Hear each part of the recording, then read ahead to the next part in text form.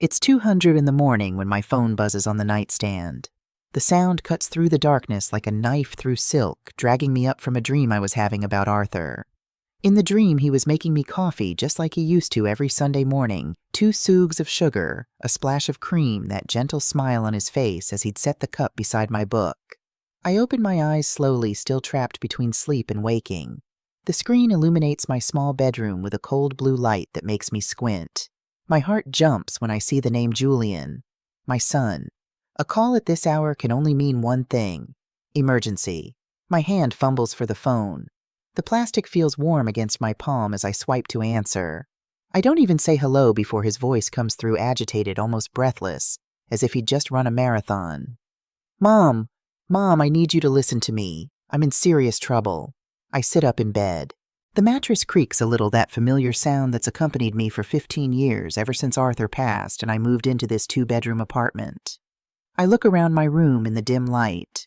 The cream-colored walls I painted myself 3 summers ago. The dresser inherited from my mother, its brass handles worn smooth by 3 generations of hands. The photo of Arthur in the silver frame next to the electric candle I always keep on. Julian, my voice comes out rough with sleep. What's wrong? Are you hurt? Is Caroline okay? Is Mia? No, listen. He cuts me off. We're fine. We're in Las Vegas. But Mom, your card got declined at the hotel. They're saying we owe $9,000. I need you to send the money right now or they aren't going to let us leave. They're threatening to call the police. I take a deep breath, feel the cold early morning air drifting in through the window I left open a crack. Outside, somewhere in the distance, a dog barks. I hear the hum of a car passing on the wet street. It must have rained while I slept. The smell of damp earth drifts in through the window, mixing with the lavender sachet I keep in my pillowcase. Please, Mom. Julian's voice rises in volume, mixing pleading with demanding. You have to send the money now. This is humiliating. Caroline is here with me. She's crying. The hotel manager practically has us detained at the front desk. This is a 5-star resort. You cannot let us go through this embarrassment. Just send the money and we'll fix it tomorrow. I close my eyes. I see Julian at 5 years old running toward me with skinned knees after falling off his bicycle. I can still feel his small arms wrapped around my waist, his tears soaking through my shirt. I see him at 12, the day his father died. We stood in the hospital parking lot and he hugged me so tight I could barely breathe. We'll always be together, Mom, he'd whispered. I promise. Just you and me now. I see him at 25 introducing me to Caroline with that nervous smile, asking me to treat her like a daughter. She's the one, Mom. I know it. You're going to love her. I open my eyes again. The reality is this: a phone vibrating in the dark. A voice demanding money as if it were my obligation. As if I were an ATM without feelings or needs of my own. Mom, for the love of God, say something. Julian's voice cracks. I need that money now. My account is empty because we just paid for the trip and the shows. I thought your card had enough of a limit. You've always had money to help us. You can't abandon me like this. My hand tightens around the phone. The plastic digs into my palm. I think about all the times I've sent money. All the times I've said yes without hesitation. I think about their wedding 15 years ago. Caroline wanted something elegant. Something people would talk about for years. The botanical gardens with 200 guests, an open bar, a 5-course banquet, a live band, fireworks at the end. $15,000 that came out of the account Arthur and I had spent 30 years building. Money we'd saved for our old age, for emergencies, for the life we thought we'd have together.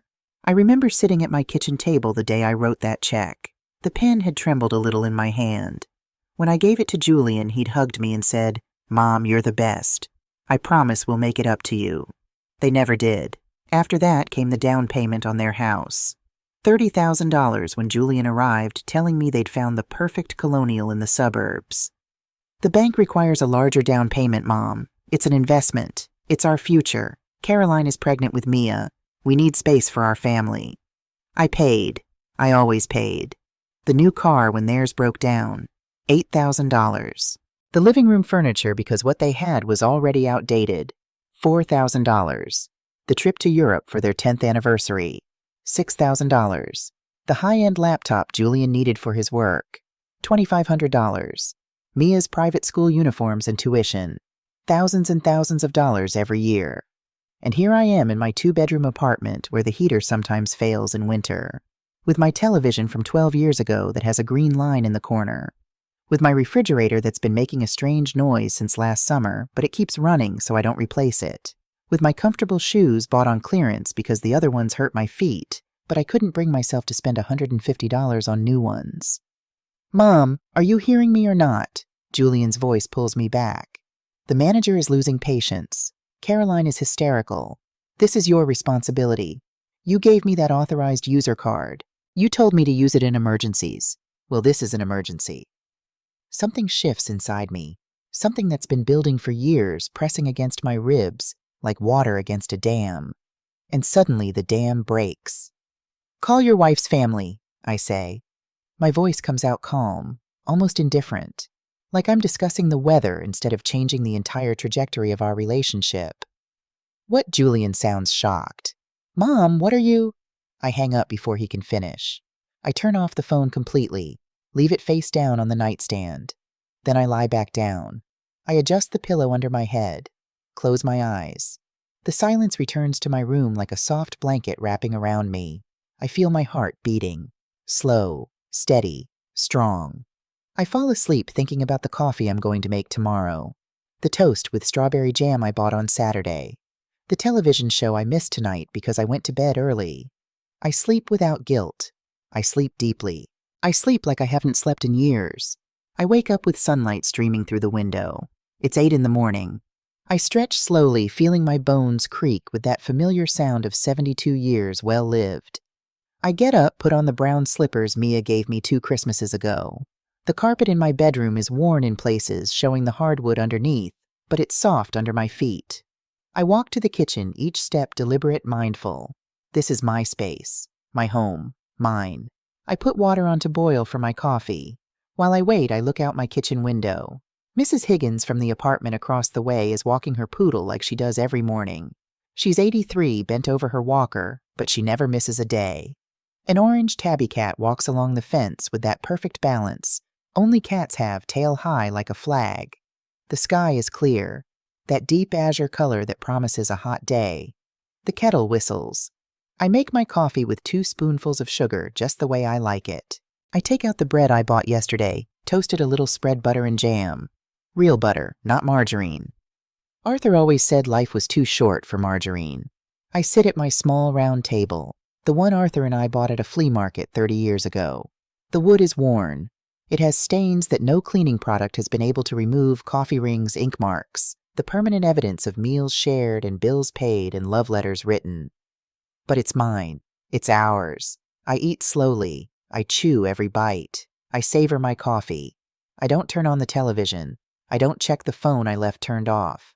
I just enjoy this moment of silence. This moment where no one asks me for anything. No one demands anything. No one makes me feel that my only function in this world is to open my wallet. I finish my breakfast. I wash the dishes. I dry each one with care, put them in their place. Everything has an order in my kitchen, a system I've perfected during decades of living alone. Arthur died 20 years ago. 20 years of learning to be by myself, of cooking for one, of sleeping in a bed that feels too big, of making decisions without consulting anyone. 20 years of being the mom who solves problems. 20 years of being my son's personal bank. I turn on the phone. I expected this. 37 missed calls, 22 text messages, all from Julian, some from Caroline. I don't even open them. I know exactly what they say. Please, demands, guilt. The perfect recipe to make me feel like the worst mother in the world. I leave the phone on the table and walk to my bedroom. I open the closet, that small space where I keep my clothes organized by color. I take a shoebox from the top shelf. There are no shoes inside. There are papers, documents, memories that hurt. I sit on the bed with the box in my lap. I open the lid slowly as if there were something fragile inside that could break. The first thing I see is the photocopy I made of the check for the wedding.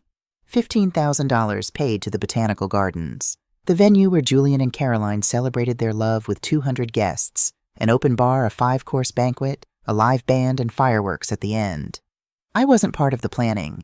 Caroline wanted everything to be perfect, everything to be elegant, for everyone to talk about her wedding for years. And so it was. It was beautiful. It was expensive. It was paid for by me while I wore the same beige suit I'd bought for my cousin's wedding 3 years prior. I pull out another paper. The contract for the house. Julian and Caroline's signatures. And below my name as the co-signer. $30,000 for the down payment that came out of the account Arthur left for me. For my old age. For real emergencies. Julian had promised he'd pay it back in 2 years. It's been 14. I've never seen a single dollar back. I keep looking. Transfer receipts. One from March of last year. $3,000 for roof repairs. One from July. $2,500 for the car. One from October.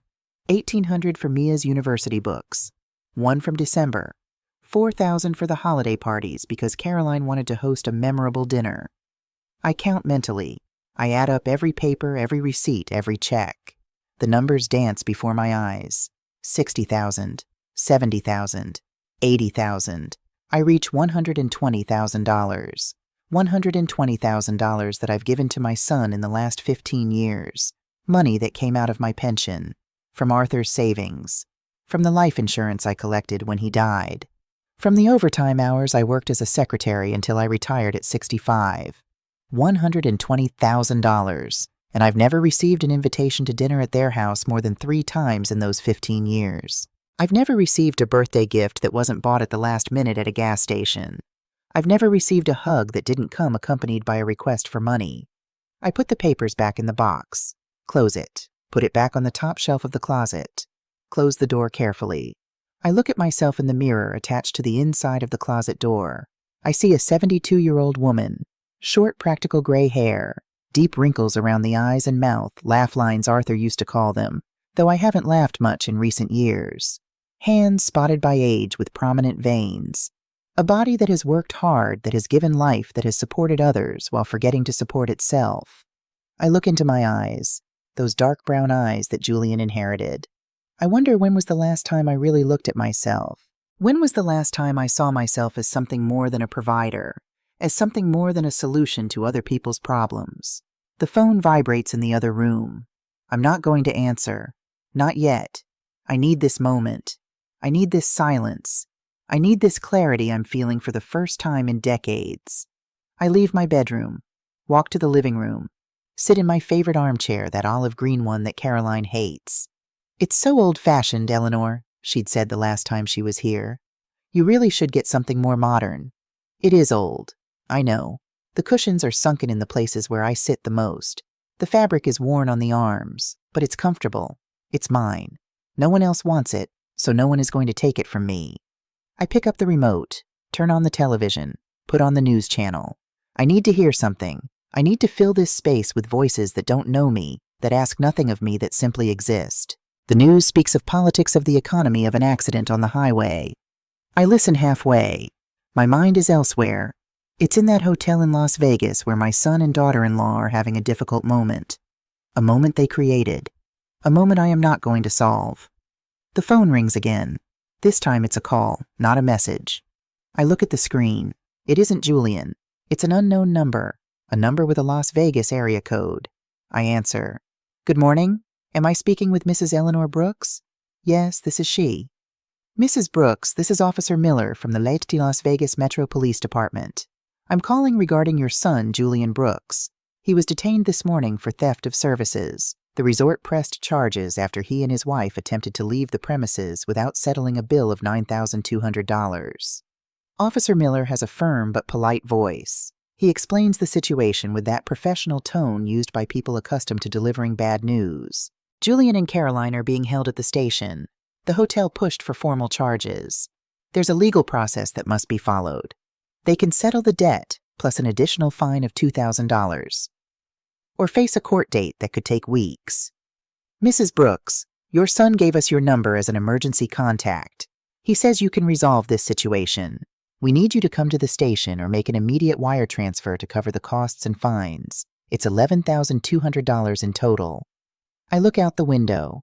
The orange cat is still on the fence now, licking its paw with absolute concentration. Mrs. Higgins has finished walking her dog and is now watering her window box. The world keeps turning. Life goes on. Everything continues regardless of the drama occurring 2,000 miles away. Officer Miller, I say slowly, I appreciate the call. My son is a 40-year-old adult. He made the decision to go to that hotel. He made the decision to spend money he didn't have. Those are his decisions and his consequences. I am not going to pay. There's a silence on the other end of the line. I can hear voices in the background, the squawk of a police radio, someone laughing. The officer clears his throat uncomfortably. Ma'am, I understand your position, but you must understand that your son could spend several days in custody. The legal process here can be complicated. If you could reconsider, I will not reconsider. Julian has a wife. Caroline has family. They can solve their problem. I have already solved too many. I hang up before the officer can say anything else. My hands don't shake. My heart beats calmly. I feel something strange in my chest. Something I haven't felt in years. It takes me a moment to identify it. It's relief. It's freedom. It's the weight of decades falling off my shoulders like a heavy coat I finally take off. The phone explodes with messages. I read them one by one, each word like a knife that no longer hurts because the skin has become too tough, too tired of bleeding. Julian, Mom, the police said you aren't going to pay. How can you do this to me? I'm your son, Caroline Eleanor. This is unbelievable. You have us locked up here like criminals. What kind of mother are you, Julian? They're going to move me to a cell. There are dangerous people here. Is that what you want? For your son to be in danger? Caroline, my mother would never do something like this to me. She actually knows what family love is. Julian, you paid for everything for us for years, and now that I really need you, you abandon me. You're a hypocrite. I turn off the phone again. Leave it on the table. Get up from the armchair and walk to my bedroom. I open the drawer of my nightstand, the one I always keep locked. Inside is an old hardcover notebook, chocolate brown with worn edges. It's my journal. I started writing in it when Arthur died, when I needed to talk to someone and there was no one. I sit on the bed with the notebook in my hands. Turn the pages slowly. Read entries from years ago. I read about the day Julian asked me for money for the wedding. I'd written, I want to say no. I want to tell him we can't afford it. But when I see the hope in his eyes, I can't disappoint him. Arthur would have given him the world. So I will too. I read about the time I arrived at their house with a cake for Julian's birthday, and Caroline didn't let me in because they were too busy. I'd written, I stood on the porch for 5 minutes with that cake in my hands. I could hear them laughing inside. They weren't too busy. They just didn't want me there. I read about the Christmas I spent alone because they went to Caroline's parents' house in Connecticut and I wasn't invited. I'd written, it's okay. They deserve to have Christmas with her family too. I'll just heat up a TV dinner and watch old movies. Arthur loved old movies. I read about every forgotten birthday, every ignored call, every broken promise. There's an entry from 3 years ago that stops me. The handwriting is shaky, written after midnight when I couldn't sleep. Today, Julian turned 37. I sent him $1,000 for his gift. He called me for 2 minutes. He just said, thanks, Mom. I have to go. Caroline is waiting for me. He hung up. He didn't ask how I am. He didn't ask if I need anything. He didn't ask anything. Sometimes I wonder if I'm his mother or his bank. Sometimes I wonder if he loves me or only loves my money. I close the notebook, put it back in the drawer, lock it. I sit on the bed staring at the wall. There's a water stain in the upper corner that I've been ignoring because fixing it costs money. Money I've used to fix other people's problems while my own roof falls apart. I get up, walk to the living room, take my purse, take out my wallet. Inside is the credit card, the one that has Julian as an authorized user. The card he's used for years for his purchases, his trips, his whims. The card that was just declined in Las Vegas because I lowered the limit 2 months ago, tired of seeing charges he never consulted me about. I pick up the landline in my living room, dial the bank number printed on the back of the card. An automated voice gives me options. I press numbers until I hear a human voice.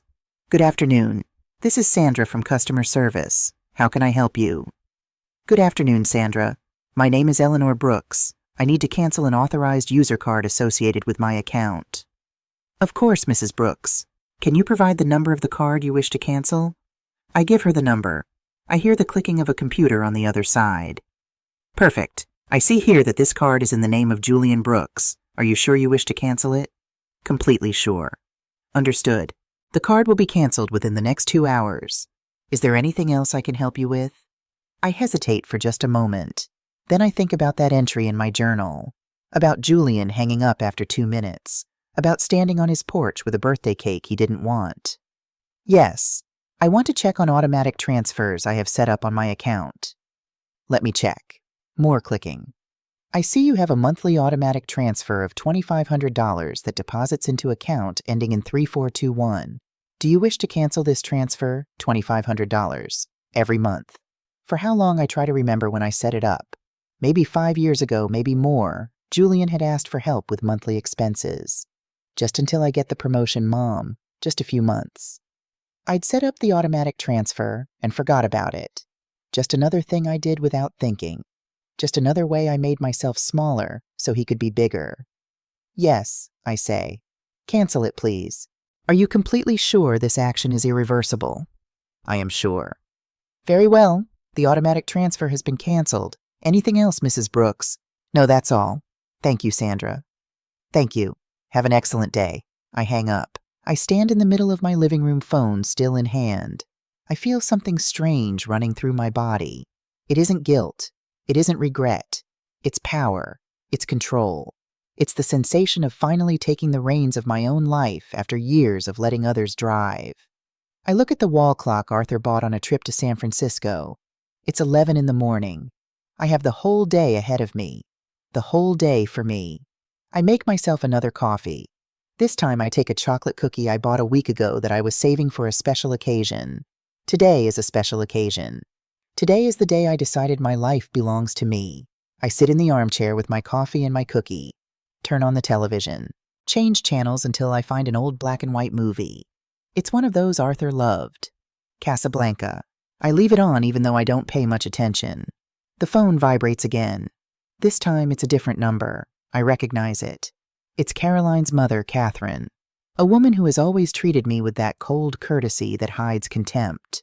A woman who has always thought her daughter married beneath her station, even though she never says it directly. I answer. Eleanor, it's Catherine. Her voice is clipped efficient. Caroline called me crying from Las Vegas. She told me what's happening. She told me you're refusing to help. I need you to understand the gravity of the situation. Good morning, Catherine. Eleanor, this isn't a social call. My daughter and your son are in a police station. They need $11,000 immediately. I understand the situation perfectly. Then you'll understand that you need to send that money right now. They're your son and daughter-in-law. They're family. They're adults capable of making their own decisions, and decisions have consequences. Catherine's voice hardens. I can imagine her in her elegant house in Connecticut, sitting in her living room with imported furniture, her coffee served in fine china, looking out her bay windows at the garden perfectly manicured by the landscaper who comes 3 times a week. Eleanor, I don't know what's wrong with you, but this is unacceptable. My daughter is suffering. She's locked in a police station as if she were a delinquent, and all because you decided to throw a tantrum at your age. It isn't a tantrum, Catherine. It's a decision. The first decision I've made for myself in 15 years. Well, it's a selfish and cruel decision. Do you know how many times Caroline has told me how generous you are? How many times she's defended you when I say Julian depends too much on you? And now it turns out it was all a lie. That in the moment that really matters, you abandon your family. I take a deep breath. I feel the anger starting to boil in my stomach, but I force myself to keep my voice calm. I am not going to give her the pleasure of seeing me upset.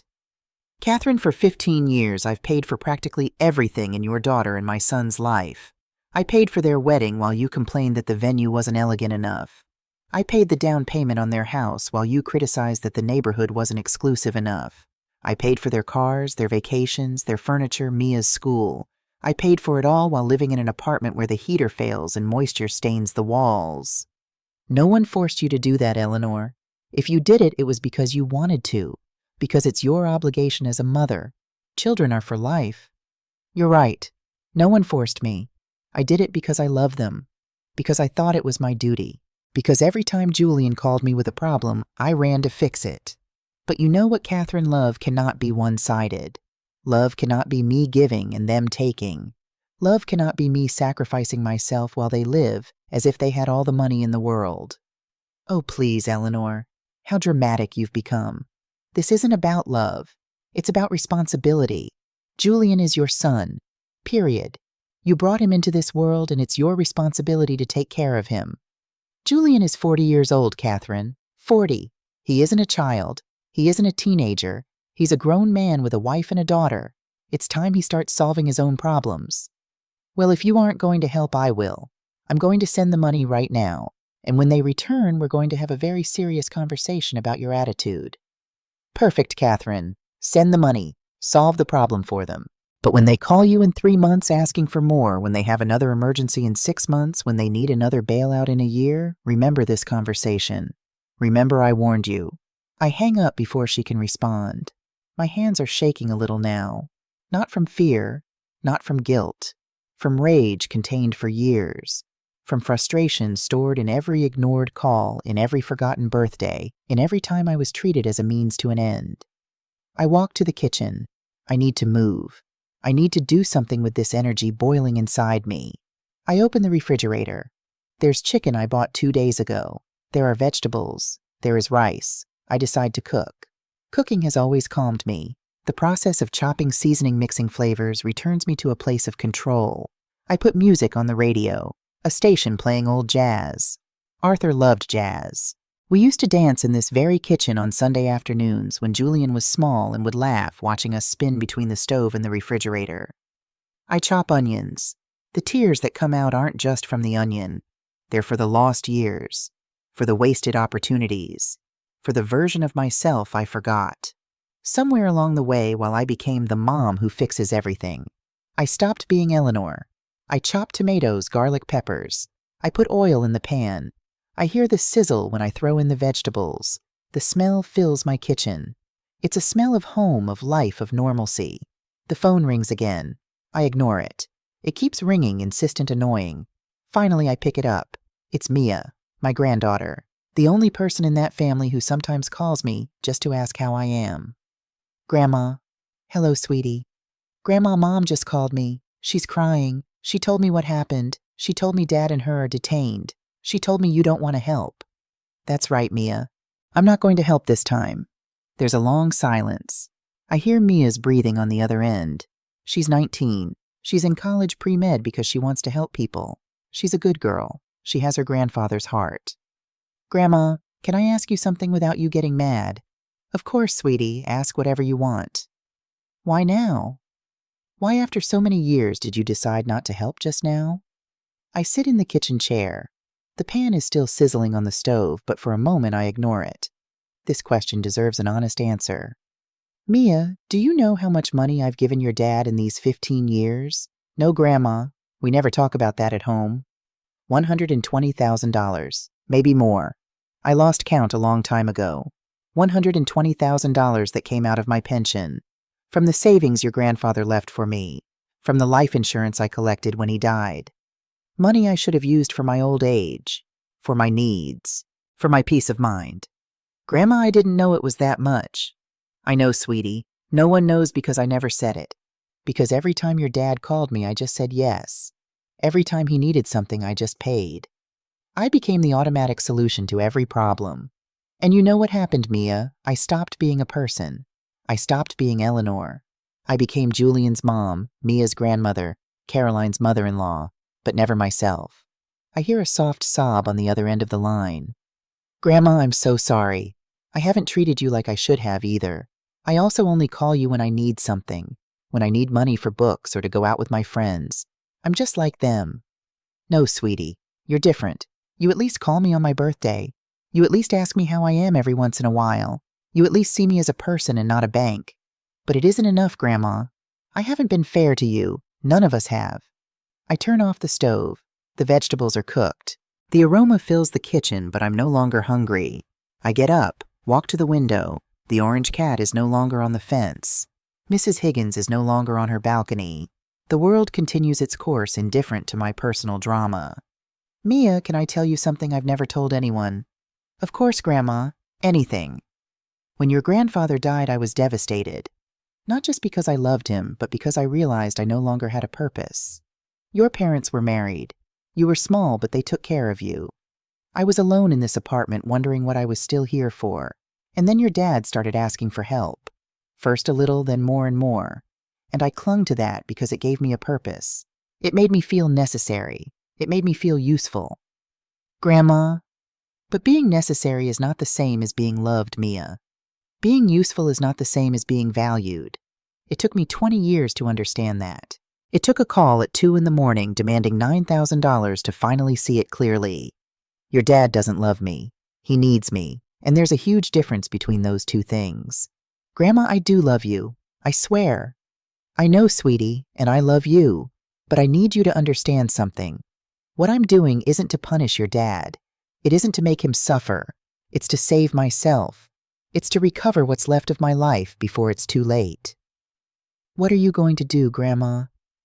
I'm going to live Mia. I'm going to live for me. I'm going to use my money on myself. I'm going to do the things I always wanted to do but put off because there was always someone else who needed that money. I'm going to travel. I'm going to buy new clothes. I'm going to fix up my apartment. I'm going to go to the theater. I'm going to eat in restaurants. I'm going to live. That sounds fair, Grandma. I think you deserve it. Thank you, sweetie. That means a lot to me. Grandma, one last thing. Grandma Catherine already sent the money. Dad and Mom are going to get out today. They're coming back tomorrow and they're going to be furious with you. I know, Mia. I'm prepared. Do you need me to come see you? Do you want me to be there when they arrive? No, sweetie. This is something I have to face alone. But thank you for asking. Thank you for caring. I love you, Grandma. I love you too, my girl. Take care. I hang up, stay standing by the window with the phone in my hand. The sun is already high. It's hot. It's a beautiful day. A perfect day to start over. I spend the rest of the day in a strange calm. I finish cooking my meal. I serve myself a generous plate. I eat slowly at my table, savoring every bite as if it were the first time I tasted real food. I don't turn on the television. I don't check the phone. I just eat in silence, listening to the sounds of my building. The woman upstairs dragging furniture. The children next door playing and laughing. The daily life that has always been there, but that I never stopped to listen to. After eating, I wash the dishes. I dry each one with care. I put them away. I clean the stove until it shines. I sweep the kitchen floor. I do all these mundane tasks with an almost ceremonial attention, as if every action were an act of reclamation. This is my space. This is my life. These are my decisions. When I finish in the kitchen, I walk to my bedroom. I open the closet again. This time I don't take out the box of receipts. I pull out the old suitcase that's in the back. The suitcase Arthur and I used for our trips. It's covered in dust. It has stickers from places we visited together. San Francisco, the Grand Canyon, Cape Cod. Modest but happy trips. Trips we stopped taking when Julian was born because all our money went to diapers and milk and school and clothes. I put the suitcase on the bed. Open it. It smells stale like stalled time. Inside is a scarf Arthur gave me on our last trip together. I take it out, hold it against my chest. The smell is gone, but the memory is there. The memory of his hands putting it around my neck. The memory of his smile when he told me that color looked beautiful on me. I put the scarf away again. Close the suitcase. Leave it on the bed. Tomorrow I'm going to start planning. I'm going to decide where I want to go. I'm going to use my money on myself. I'm going to make the dreams come true that I kept in a drawer while I paid for the dreams of others. The phone vibrates. It's a message from Julian. He's out. He's free. Thanks to Catherine. Thanks to someone else solving his problem. The message says, Mom, we're out. We had a horrible time because of you. I hope you're happy. We arrive in the city tomorrow, and you're going to have to give a lot of explanations. I cannot believe you did this to us. I don't respond. I block the number. I know he'll find other ways to contact me. But for now, I need this silence. I need this space without his demands, without his complaints, without his voice telling me I'm a bad mother. I block Caroline's number too, and Catherine's. I leave only Mia's. She's the only one who deserves direct access to me right now. I sit on the bed, look around my room, the walls that need paint, the bedside lamp that flickers sometimes, the worn rug next to the bed. Everything needs renovation. Everything needs attention. Just like me. I take my laptop. It's old. I bought it 5 years ago on sale. It's slow, but it works. I turn it on. Wait for it to load. Open the browser. I type in the search bar Senior Travel Groups USA. Dozens of results appear. Tours to Charleston. Tours to Savannah. Tours to Santa Fe. Tours to the national parks. Beautiful places I always wanted to see, but that always stayed on the someday list. Someday when I have time. Someday when I have money. Someday that never came because there was always an emergency of Julian's to attend to. I click on one of the tours. Santa Fe, New Mexico. 10 days. Includes hotel meals, transportation guide visits to ancient pueblos, traditional cooking classes, tours of art markets. It costs $3,200. It's expensive. It's a lot of money. It's more than I've spent on myself in the last 5 years combined. I click reserve. I fill out the form with my information. Name, age, email, phone. I get to the payment part. I stop. My finger is on the mouse. I just need to click. I just need to confirm the purchase. But something stops me. A little voice in my head. The same voice that has stopped me for years. The voice that says, what if Julian needs that money? What if there's a real emergency? What if you regret it? I close my eyes. Breathe deep. I hear another voice. A voice I'd forgotten. Arthur's voice. The voice that told me every birthday, Eleanor, you have to do something for yourself. You have to treat yourself. Life is short, my love. Don't wait until it's too late. I open my eyes. I click Confirm Purchase. I enter my credit card details. The one that no longer has Julian as an authorized user. The one that is only mine now. I click Pay. Processing. Processing. Processing. Purchase confirmed. I get an email. Booking confirmation. Santa Fe, New Mexico. 10 days. Departure in 3 weeks. Single room. All inclusive. My name on the ticket. Only my name, no one else. I feel something hot rolling down my cheeks. They're tears, but not of sadness. They're tears of liberation, of joy, of terror, of excitement. They're tears of a woman who has just done something only for herself for the first time in decades. I wipe my tears. I smile. I can't stop smiling. I'm going to Santa Fe. I'm going to see new places. I'm going to eat delicious food. I'm going to walk through adobe streets. I'm going to buy art. I'm going to take photos. I'm going to live. I close the laptop, get out of bed, walk to the mirror. I look at myself again. That 72-year-old woman stares back at me, but now there's something different in her eyes. There's light. There's hope. There's determination. I speak to myself out loud. Eleanor, this is just the beginning. You're going to reclaim your life. You're going to be happy. You're going to live for yourself. The rest of the afternoon I spend researching. I read about Santa Fe, about its traditions, its food, its art. I read travel blogs written by other women my age who went alone and discovered themselves in the process. I look at photos of Bandelier National Monument of Taos Pueblo, of the markets full of colors and handmade pottery and woven rugs. Each photo excites me more. Each description makes me wish the 3 weeks would fly by. When it gets dark, I prepare a simple dinner. Toast with cheese and apple chamomile tea. I sit in my favorite armchair. Turn on the television. It's a Wonderful Life is playing. I've seen it 1,000 times, but I don't care. I leave it on while I eat my quiet dinner. At 9 at night, I get ready to sleep. I put on my comfortable pajamas, the soft cotton ones with little flowers that I bought at Target 3 years ago. I brush my teeth. Put cream on my hands like I do every night. Get into bed. Turn off the light. The darkness wraps around me softly. I think about tomorrow. Julian and Caroline are going to return. They're going to come here. They're going to knock on my door.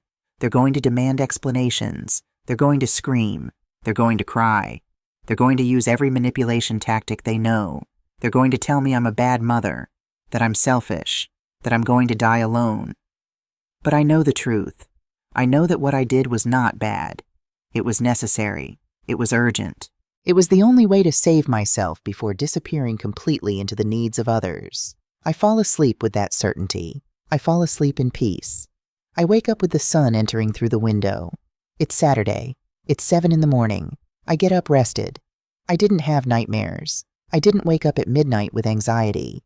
I slept deeply like a person without emotional debts. I make coffee toast. I sit at my table. I eat while looking out the window. The orange cat is back on the fence. Mrs. Higgins waters her plants. Everything is normal. Everything is as it should be. At 10 in the morning, there's a knock on the door. Loud pounding. Insistent. Annoying. I know who it is. I walk to the door slowly. There's no rush. I breathe deep. I prepare myself. I open it. Julian and Caroline are standing in front of me. Julian has a face red with fury. His jaw is clenched so tight I can see the muscles working. Caroline has eyes swollen from crying. Her makeup smeared, her designer blouse wrinkled. Behind them are suitcases. They came straight from the airport. Julian speaks first. His voice is a contained scream. "How could you, Mom? How could you leave us stranded like that? Do you have any idea what we went through? Do you have any idea of the humiliation?" "Good morning, Julian. Good morning, Caroline. Come in." They stay standing without moving. They expected an apology. They expected tears. They expected the mom who always caves. They didn't expect this calm. "Are you going to let us in or what?" Caroline says with a cutting voice. I step aside. They enter, pushing the suitcases. They stand in the middle of my living room looking at me as if I were a stranger. And perhaps I am. Perhaps the Eleanor they knew no longer exists. "Sit down," I tell them. "We need to talk." "We don't want to sit," Julian says. "We want an explanation. We want to know what the hell happened to you. Why did you decide to ruin our vacation? Why did you decide to make us look like criminals?" I sit in my armchair. I look at them. I really see them for the first time in a long while. Julian with his expensive clothes, that Ralph Lauren polo shirt, those designer jeans, those Nike shoes that I know cost more than $200. His watch catches the light. A Tag Heuer, probably $2,500 at least. Caroline with her Michael Kors bag, her Chanel sunglasses perched on her head, her ivory silk blouse that probably cost more than what I spend on clothes in a year. I see them, and I see two people who have never had to worry about money, who have never had to choose between paying the electric bill or buying medicine, who have never had to wear the same clothes for years because they cannot afford new ones. Julian walks from one side of my living room to the other like a caged animal. His steps are heavy, furious. Caroline sits on the edge of the sofa with her arms crossed, looking at me with that expression of superiority she's always had, as if I were the maid who committed an unforgivable error. "I'm going to ask you one more time, Mom," Julian says, stopping in front of me.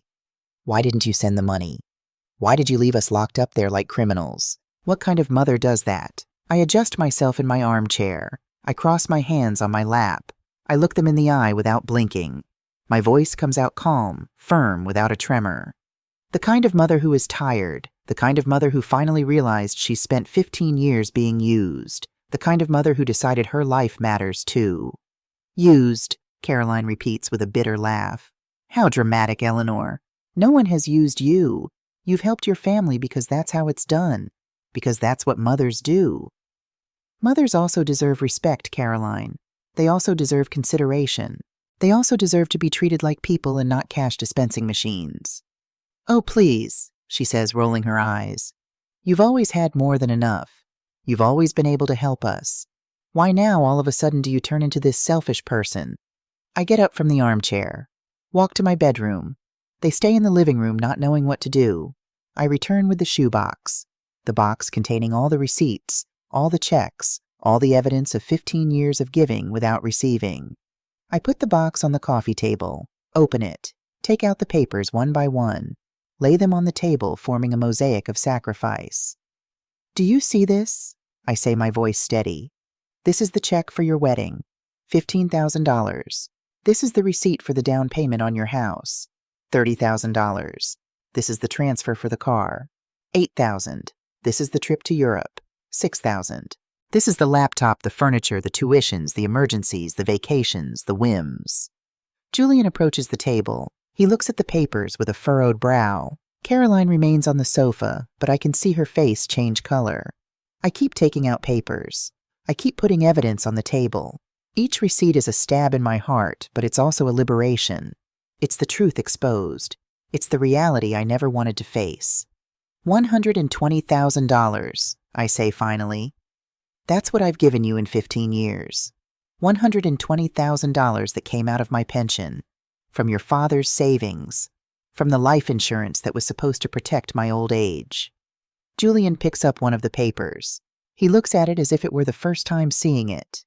Maybe it is. Maybe he never stopped to think where the money came from. Maybe for him it was always something infinite, something that simply existed without consequence. "Mom, he starts to say, but I interrupt him. "Do you know how many times you've invited me to dinner at your house in these 15 years, Julian? 3 times. 3 times in 15 years. Do you know how many times you've called me just to ask how I am without asking for anything? I can count them on one hand. Do you know when was the last time I received a birthday gift that wasn't bought in a rush at a gas station? I don't remember because it's been too many years." "That isn't fair," Caroline says, standing up from the sofa. "We have busy lives. We have responsibilities. We can't be calling you all the time. But you can call me when you need money. Then you have time. Then you remember I exist." Julian drops the paper on the table. He runs his hands through his hair. I see something in his face I haven't seen before. Is it shame? Is it guilt? I'm not sure. "Mom, I know we've depended on you a lot. I admit it. But I always thought you did it because you wanted to. You never told me it bothered you. You never said no." "And that's the problem, Julian. I never said no because I was afraid. Afraid you would stop calling. Afraid you would cut me out of your life. Afraid of being completely alone. So I kept saying yes. I kept paying. I kept sacrificing until I became a shadow. Until I forgot who Eleanor was beyond being your mom. I walk to the window. I need space. I need air. The orange cat is still on its fence. Mrs. Higgins is folding laundry on her balcony. Life goes on outside regardless of the drama occurring in my living room. When your father died, I continue speaking without turning to see them. I was destroyed. Not only because I lost him, but because I realized I no longer had a purpose. You two were married.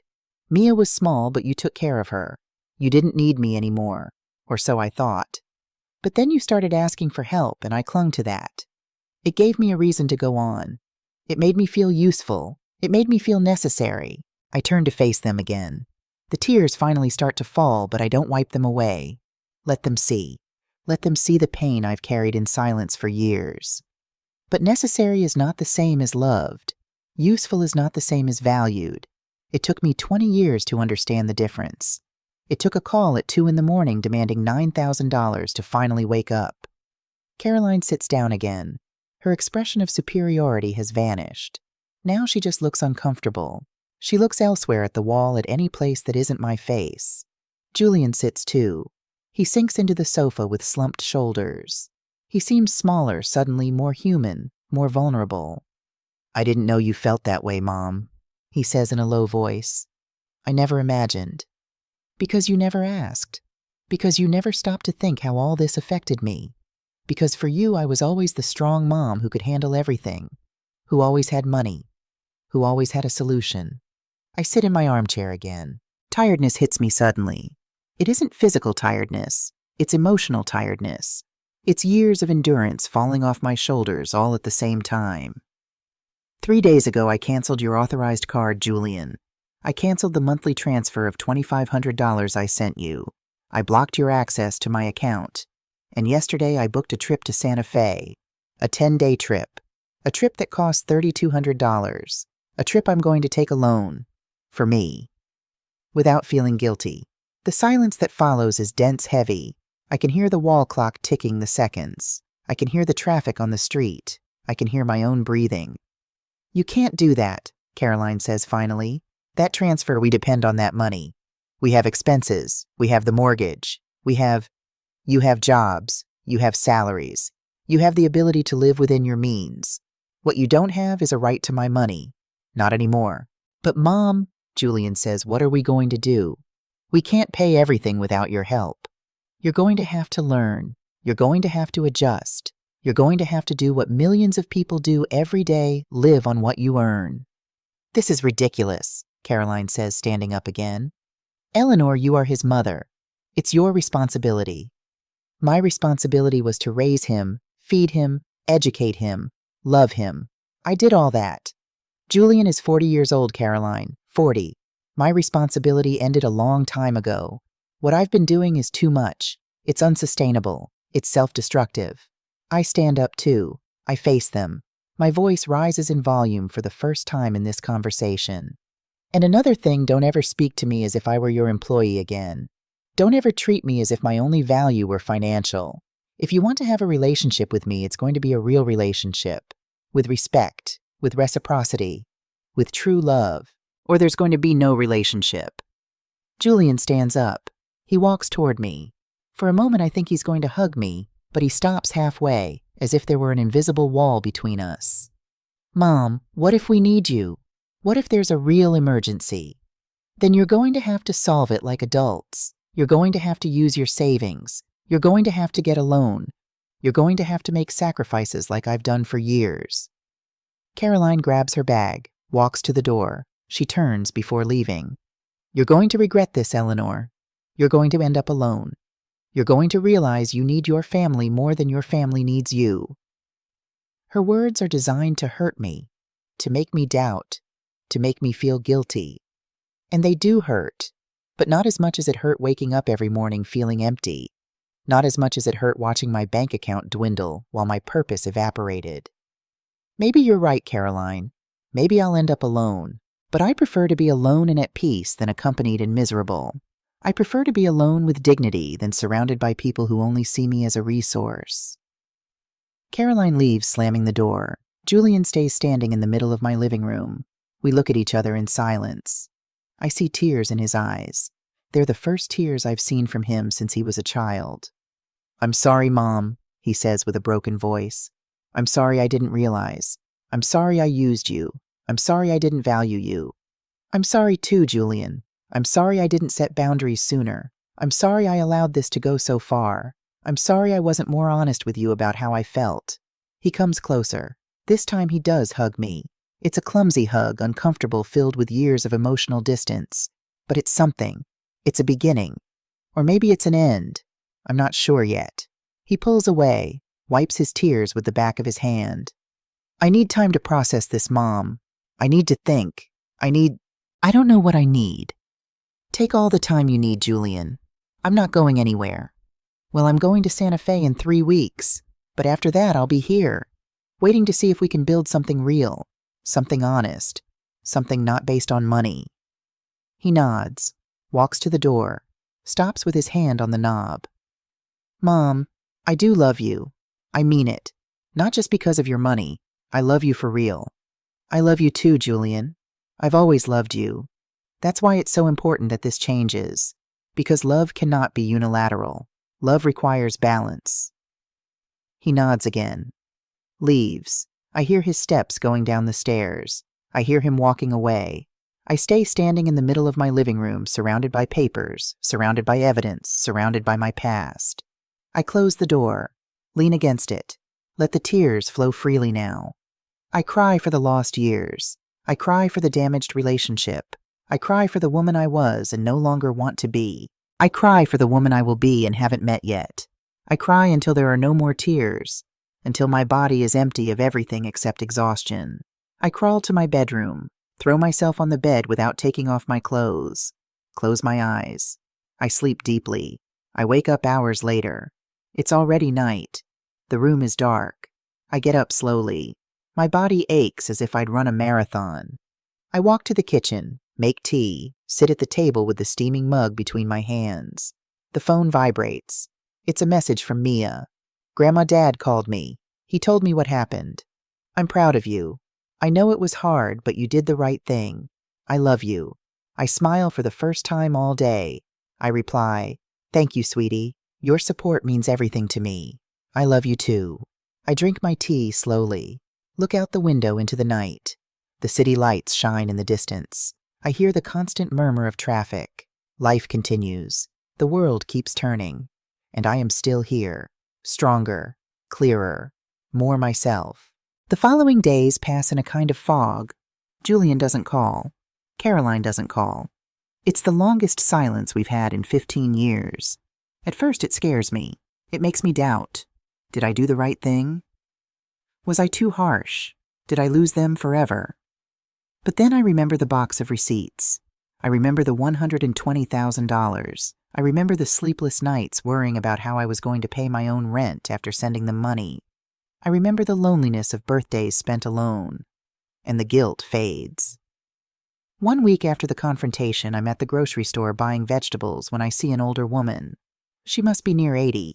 She's alone, choosing tomatoes with care, putting them in her canvas bag. She has completely white hair pulled back in a bun. She wears thick glasses. Her clothes are simple but clean, well cared for. I watch her while she pays for her groceries. She smiles at the cashier. They exchange a few words. She laughs. It's a genuine laugh. Free. She walks away slowly but with dignity, with purpose. I think I want to be like her. I want to reach 80 years old, laughing at the grocery store, feeling complete, feeling at peace.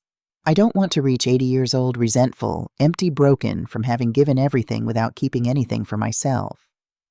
I finish my shopping, return to my apartment, put everything away with care, make my lunch, eat calmly, wash the dishes. Everything is routine, everything is normal, but there's something different.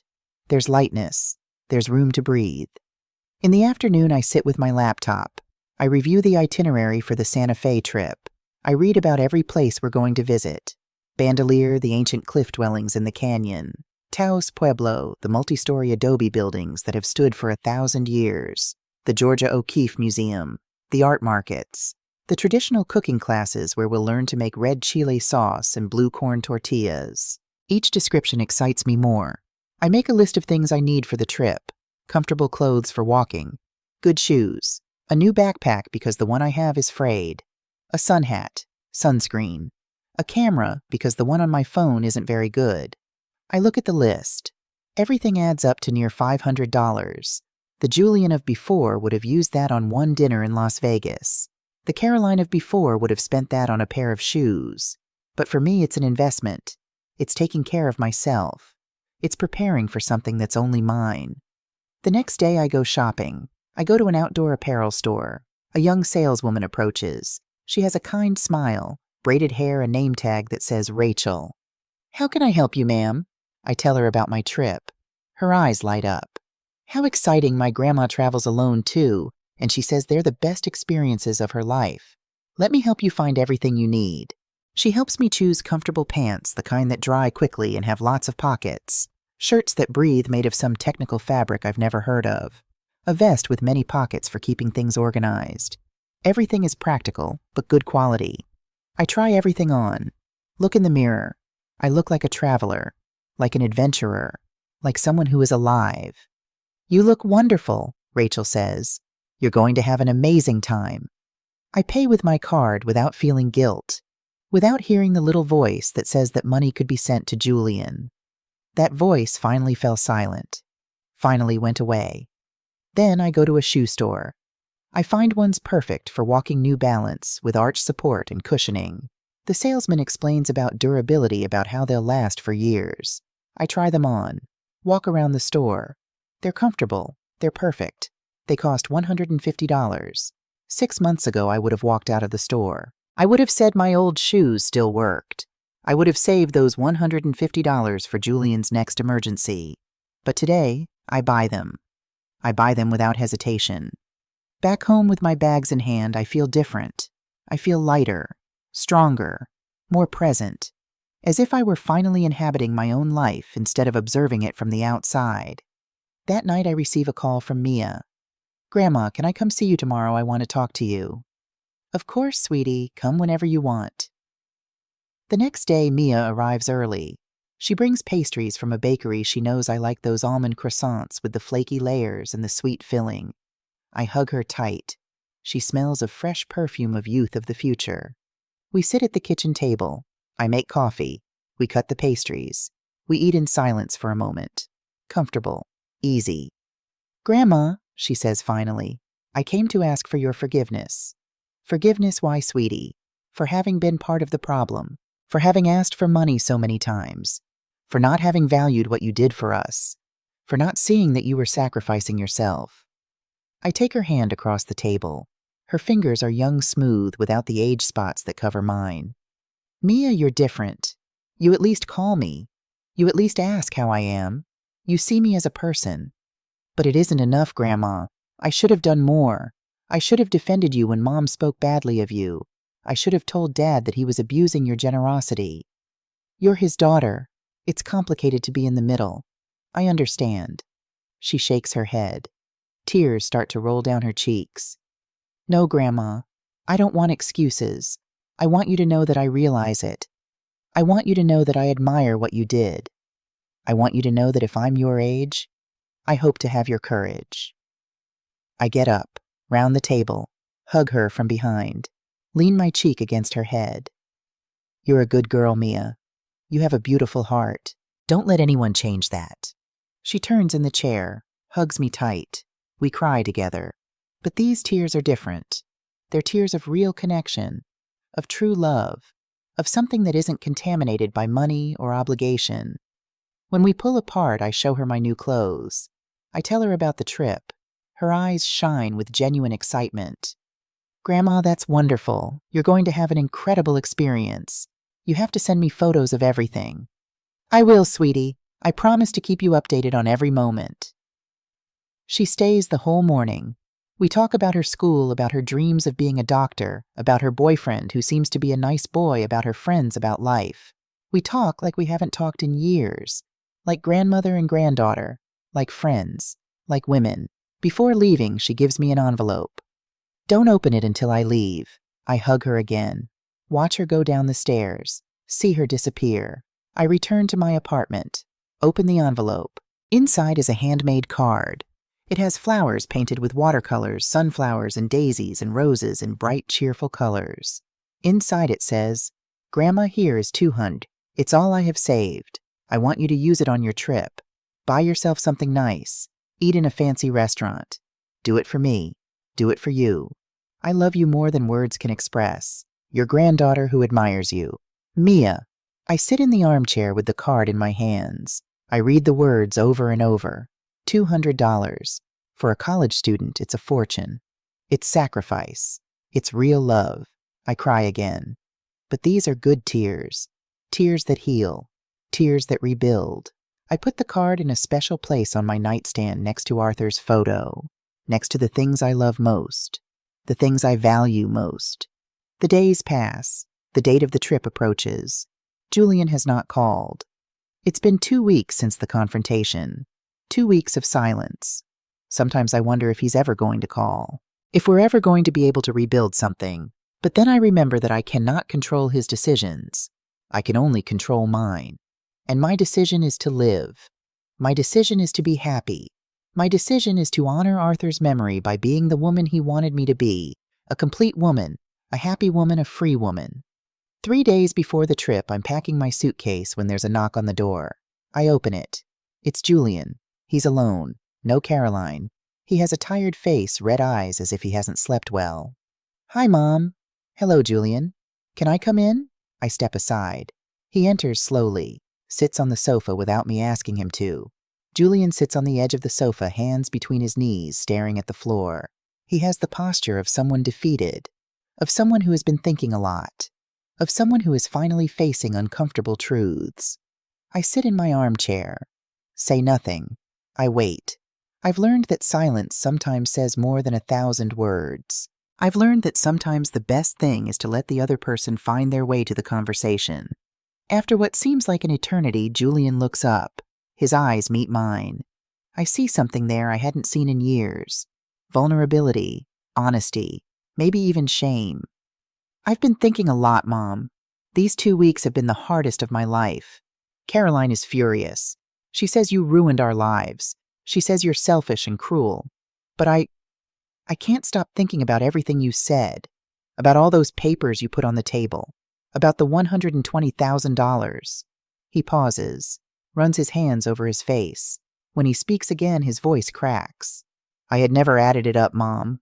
I never stopped to think how much we'd asked you for over the years. For me, it was always just another help, just another favor. I never thought about the total. I never thought about what it was costing you. I bite my tongue. I want to interrupt. I want to say I know that's why I did what I did. But I hold back. I let him continue. This is important. This is necessary. I talked to my boss a week ago. I asked him for a raise. He told me it isn't possible right now. So I went home and sat down with Caroline. I told her we had to make a budget, that we had to see exactly how much we earn and how much we spend. She didn't want to. She said it wasn't necessary. that you were going to come to your senses, that everything would go back to normal. He makes another pause, this one longer. I see how he struggles with the words, how he looks for a way to say something that clearly hurts. But I insisted, Mom. We made the budget. And you know what? We discovered that without your monthly transfer, without your constant help, we're in the red. That we've been living way beyond our means for years.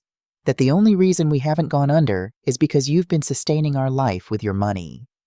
He gets up from the sofa, walks to the window, stays standing there looking out, hands in his pockets. I felt like a failure, Mom. Like a 40-year-old man who can't support his family without his mother's help. Like a child who never grew up. Like someone who's been using the person who loves him most. I get up too, walk toward him, stand by his side in front of the window. The orange cat is on the fence again. Always there, constant, reliable. You aren't a failure, Julian. You're someone who made mistakes. You're someone who got used to having a safety net that was too comfortable. You're someone who needs to learn to live within his means, but you're not a failure. He turns toward me. Tears run freely down his face now. He doesn't try to hide them. He doesn't try to wipe them away. Mom, I need to tell you something. Something I should have told you a long time ago. Forgive me. Forgive me for using you. Forgive me for not valuing you. Forgive me for treating you like a bank instead of my mother. Forgive me for all the forgotten birthdays. For all the ignored calls. For all the times I only showed up when I needed something. I hug him tight, like when he was a boy, like when he fell off his bike, like when he cried for his father. I hug him and feel his body shake with sobs. I forgive you, Julian. I forgive you because I love you, because you're my son, because I know you can change, because I know deep down you have your father's heart. We stay there hugging for a long time. I don't know how many minutes pass. It doesn't matter. This moment is important. This moment is healing. This moment is the beginning of something new. When we finally separate, Julian wipes his face with his shirt sleeve, breathes deep, looks at me with red but clear eyes. Mom, I want you to know something. I talked to Caroline last night.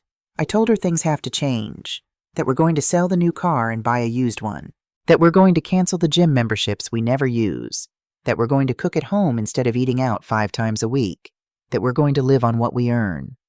And what did she say? She wasn't happy. She said you're brainwashing me, that I'm choosing you over her. But I told her it isn't about choosing. It's about doing the right thing. It's about being responsible adults. I sit in my armchair again. Julian sits on the sofa. There's less tension now. There's more openness. There's possibility. Julian, I want you to understand something. What I did wasn't to punish you. It was to save myself. I reached a point where if I kept giving without receiving, if I kept sacrificing without limit, I was going to disappear completely. I was going to become nothing. No one. I understand, Mom. I understand now. And I want you to know I'm going to work on this. I'm going to work on being a better son. Not just financially, but in everything. I want to invite you to dinner. I want to call you just to know how you are. I want you to know my family for real. Not just when we need something. I would like that very much. I see your suitcase there. Is your trip soon? In 3 days, 10 days in Santa Fe. He smiles. It's the first genuine smile I've seen in years. Can I ask you something, Mom? Are you excited? I'm terrified. I haven't traveled alone in years. I haven't done something just for me in years. But yes, I'm excited. I'm ready to live a little. You deserve it, Mom. You deserve that, and much more. He pauses, looks at me with an expression I can't quite read. Nervous, hopeful. Mom, one more thing. Can I take you to the airport? The question surprises me, catches me off guard. I feel tears forming in my eyes. I would love that, Julian. I would love that very much. The next 2 days I spend finishing preparing everything for the trip. I go to the bank to take out some cash. I go to the pharmacy to buy medicine just in case ibuprofen antacids Band-Aids. I go to the supermarket to fill my refrigerator with food I can eat when I return. I do everything calmly, carefully, enjoying every step of the process. The night before the trip, I can almost not sleep. It isn't bad anxiety. It's anticipation. It's excitement. It's the sensation of standing on the threshold of something new, something important, something transformative. I get up early, shower calmly, letting the hot water wash away the last remnants of doubt. I dress in my new travel clothes, the comfortable pants with all the pockets, the technical shirt that Rachel said would keep me cool, the vest. I look in the mirror. I look different. I look younger. I look alive. The doorbell rings at 9 in the morning. It's Julian. He comes alone. He's dressed casually, jeans and a polo shirt, but he looks more rested than the last time I saw him. "Ready, Mom?" "Ready." He carries my suitcase to his car. The sedan he mentioned, a 3-year-old Honda Accord, sensible and reliable. Not the luxury SUV they had before. He drives to the airport while I look out the window. The city passes by. The streets I know by heart. The familiar buildings. Everything looks different today. Everything looks full of possibility. At the airport, Julian insists on accompanying me as far as he can. He helps me with check-in. The clerk is a young man with a kind smile who wishes me a wonderful trip. Julian helps me with my bag. We walk together toward the security zone. "This is where I say goodbye, Mom," he says when we reach the line. "Thank you for bringing me Julian. It means a lot to me." He hugs me tight, really tight. Not the uncomfortable obligatory hug from before. This is real. "Mom, enjoy every moment. Take lots of photos. Eat everything you want. Buy everything you like. Just please live." "I will, my love. I promise you. And Mom, one more thing." He pulls away slightly, looks into my eyes. "When you get back, I want you to come to dinner at the house. A real dinner. I'm going to cook. We're going to sit all together. We're going to talk. We're going to be a real family." "I would love that, Julian." He kisses my forehead, the way he used to when he was young and I was the one comforting him. "I love you, Mom." "I love you too, my son." He leaves. I watch him walk away through the airport crowd. He turns once to wave goodbye. I wave back, watch him disappear. I go through security, arrive at my gate, sit to wait. I take out my phone. I have a message from Mia. "Have a good trip, Grandma. You're my hero. I love you to the moon and back." I have a message from Julian. "Thank you, Mom, for everything. But above all, thank you for teaching me that it's never too late to change." I smile, put the phone away, look around the airport. I see families. I see couples. I see solo travelers like me. Everyone going somewhere. Everyone looking for something. Everyone living. They call my flight. I get in line, board the plane, find my window seat.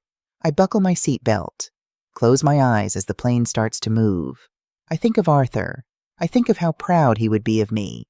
I think of how he would be smiling, telling me it was about time. "Eleanor, it was about time you lived for yourself." The plane takes off. I feel my stomach drop with that familiar sensation. I open my eyes, look out the window. The city becomes small beneath me. Houses look like toys. Cars look like ants. Everything becomes insignificant from this height. The clouds wrap around us. Everything becomes white. Then we break through the cloud layer and the infinitely blue sky appears. The sun shines with an intensity that almost hurts the eyes. I close the shade halfway, settle into my seat. I smile. I'm flying. I'm going towards something new. I'm alive. The flight lasts 4 hours. I read a magazine. I drink orange juice. I look out the window. I think about everything that's happened in the last 3 weeks. I think about the call at 2 in the morning that changed everything. I think about the decision I made. I think about the pain, the tears, the confrontation. I think about the liberation. We arrive in Santa Fe at midday. The airport is small, welcoming. I walk out with my suitcase. The heat hits me immediately. It's a dry heat, different from the humid summers back home. It smells of sagebrush, of mountains, of something ancient and deep. There's a man with a sign that says the name of the tour company. I approach. He welcomes me with a huge smile. "Mrs. Brooks, welcome to Santa Fe. I'm Adrian, your guide for the next 10 days. There are 6 other people waiting, all seniors, all traveling alone, all with that same expression of excitement mixed with nervousness. We get into a van. Adrian introduces himself properly as we drive toward the hotel. He's about 50 with a kind face and a calm voice. He tells us about Santa Fe as we drive. He talks about the Pueblo history, how people have lived in this valley for over 1,000 years. about the food, red and green chile, that people take very seriously, about the traditions kept alive through generations. The hotel is beautiful, adobe style with a central courtyard full of flowers, bright red geraniums, purple petunias, yellow marigolds. My room is small but perfect. It has a comfortable bed with a colorful woven bedspread, a clean bathroom with fluffy white towels, a window looking out onto the courtyard. I unpack my suitcase calmly, hang my clothes, arrange my shoes, mark my territory. That afternoon we have the first group meeting. We sit in the hotel courtyard under a portal, the covered walkway with massive wooden beams overhead. Adrian explains the itinerary for the next 10 days. Each day sounds better than the last. Ruins, canyons, markets, cooking classes, art workshops. The other travelers introduce themselves. There's a woman named Stella. She's 68 from Chicago, just widowed a year ago. This is her first trip alone. There's a man named Victor. He's 75 from Seattle. Says he always wanted to see the Southwest, but his wife preferred the beach. She passed 3 years ago. There's a woman named Margaret. She's 70 from Boston, never married. Dedicated her life to caring for her elderly parents. Both died last year. Now she's discovering who she is without them. Each story is different, but they all have something in common. We're all here looking for something. We're all here trying to live. When my turn comes, I introduce myself. I'm Eleanor. I'm 72 years old. I'm from back east. I'm a widow. I have a son and a granddaughter. And I'm here because I decided my life belongs to me. I say no more. I don't need to say more. Everyone nods as if they understood perfectly, as if everyone had their own version of my story. That night we dined together at a restaurant on the plaza, the historic square in the center of town surrounded by adobe buildings and portal-covered walkways. We tried tamales corn masa filled with pork and red chile wrapped in corn husks, green chile stew with chunks of pork and potatoes, blue corn enchiladas with an egg on top. Everything is delicious. Everything is new. Everything is an adventure. I laugh more at that dinner than I've laughed in months, maybe in years. Stella tells a story about getting lost in Chicago and ending up in the wrong neighborhood. Victor does an impression of his boss from 40 years ago that has us all in tears. Margaret shares a joke her father used to tell that's so corny it's funny. I feel something I haven't felt in a long time. I feel like part of something. Not because of what I can give, not because of what I can provide, but just because I'm here. Just because I'm me.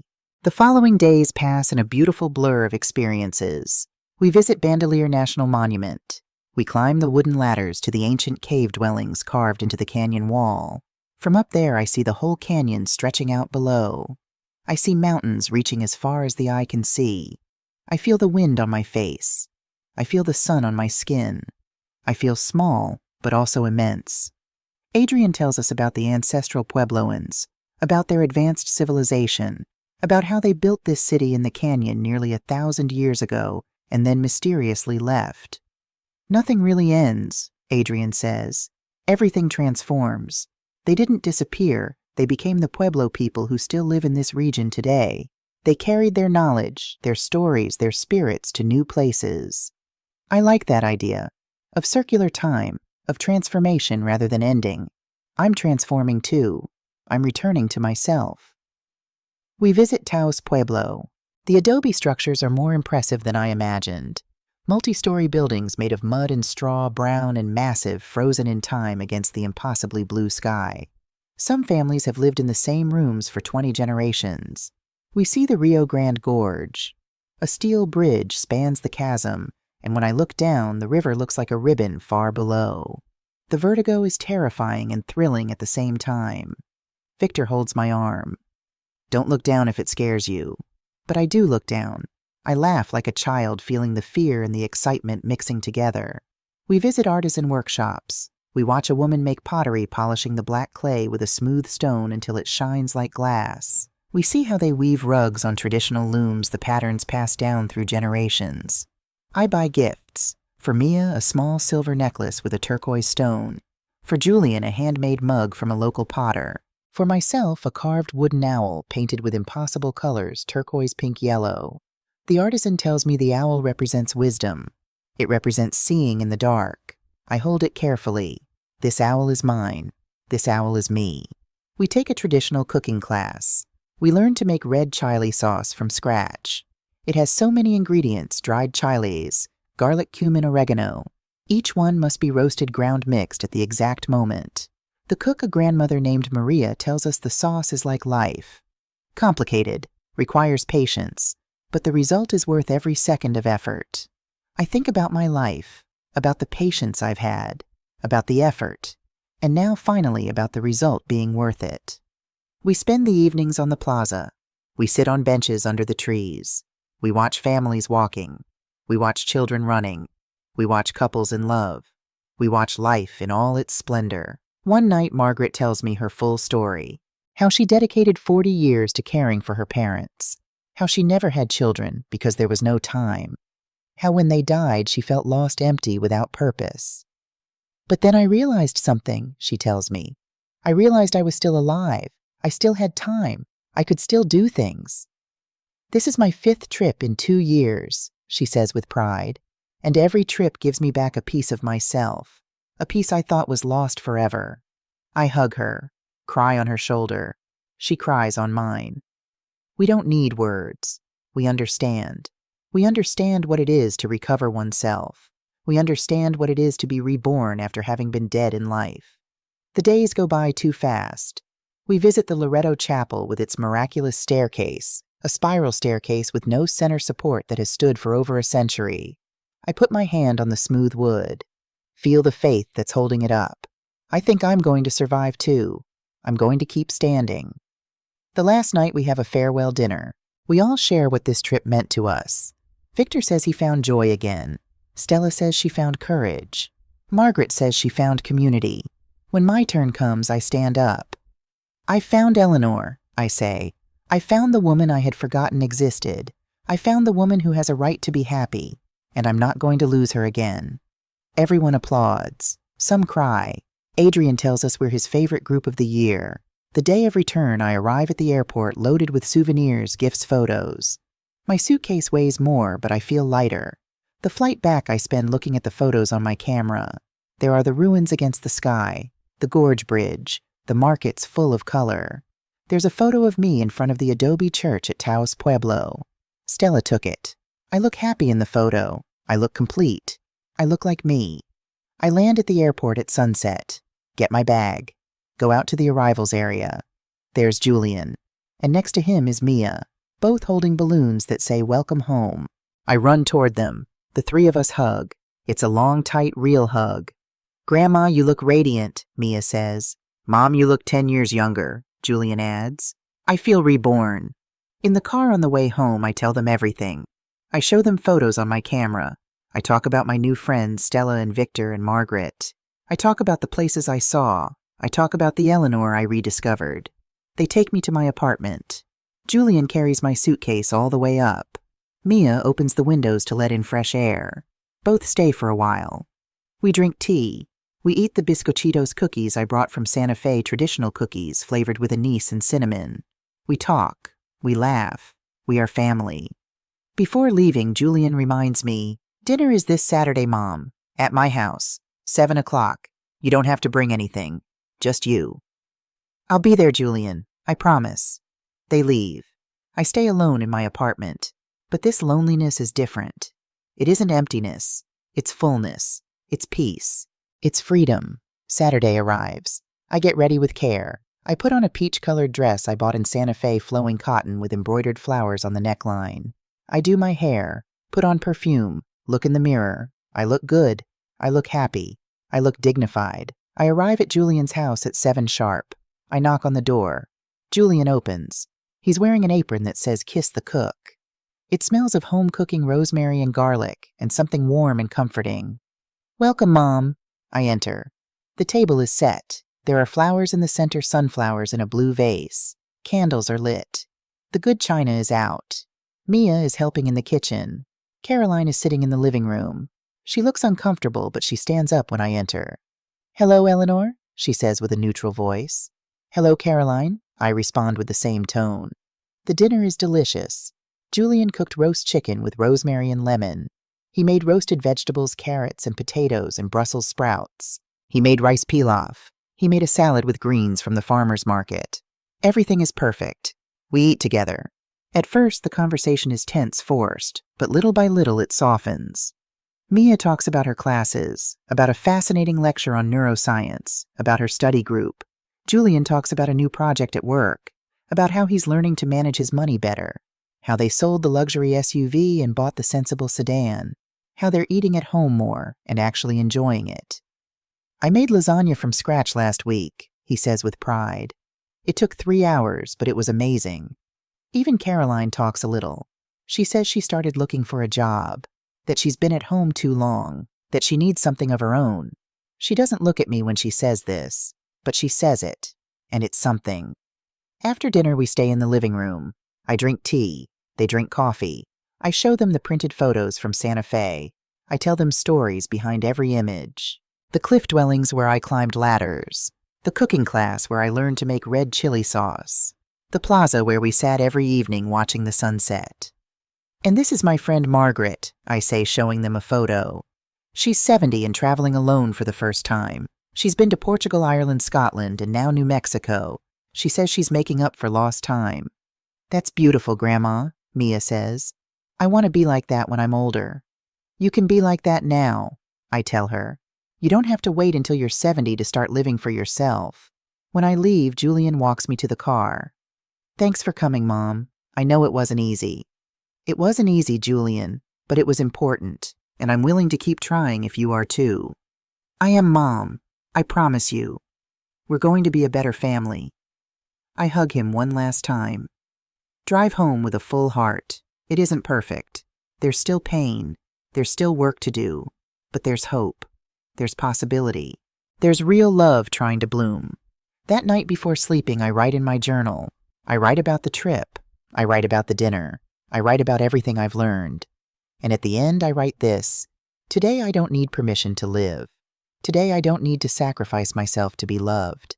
Today, I understand that true love doesn't cost everything. True love gives and receives. True love respects and values. I am Eleanor. I am 72 years old. I am a widow, a mother, a grandmother.